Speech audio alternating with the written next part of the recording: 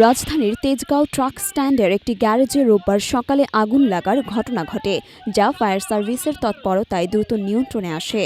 রোববার সকাল ৮টা ৫ মিনিটে তেজগাঁওয়ের ট্রাক স্ট্যান্ড এলাকায় একটি গ্যারেজে আগুন লাগে।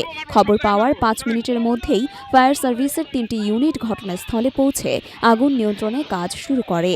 সকাল ৮টা ৩৩ মিনিটে তারা আগুন পুরোপুরি নিয়ন্ত্রণে আনতে সক্ষম হন। ফায়ার সার্ভিসের স্টেশন অফিসার মোহাম্মদ তালহা বিন জসিম জানান, আগুন লাগার পর দ্রুত তৎপরতার ফলে বড় ধরনের ক্ষয়ক্ষতি এড়ানো গেছে। এর আগে ফায়ার সার্ভিসের ডিউটি অফিসার মোহাম্মদ শাহজাহান জানিয়েছিলেন, সকাল ৮টা ৫ মিনিটে আগুন লাগার খবর আসে। মাত্র ৫ মিনিটের মধ্যে ঘটনাস্থলে পৌঁছে কাজ শুরু করা হয়। আগুনের সূত্রপাত ট্রাক স্ট্যান্ডের একটি গ্যারেজ থেকে হলেও এর সুনির্দিষ্ট কারণ তাৎক্ষণিকভাবে জানা যায়নি। সংশ্লিষ্ট কর্তৃপক্ষ জানিয়েছে, এ বিষয়ে তদন্ত চলছে। অতীতে তেজগাঁও এলাকার গ্যারেজ ও ট্রাক স্ট্যান্ডগুলোতে নিরাপত্তা ঘাটতি নিয়ে অনেকবার আলোচনা হয়েছে।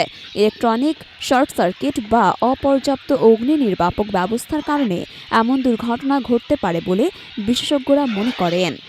এই ঘটনার পর এলাকাবাসী ও সংশ্লিষ্ট ব্যবসায়ীদের মধ্যে উদ্বেগ দেখা দিয়েছে।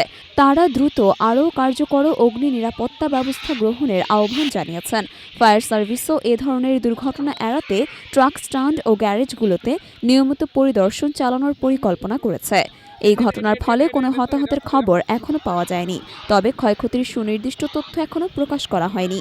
গ্যারেজে থাকা যানবাহন ও সরঞ্জামাদির কী পরিমাণ ক্ষতি হয়েছে তা তদন্তের পর জানা যাবে।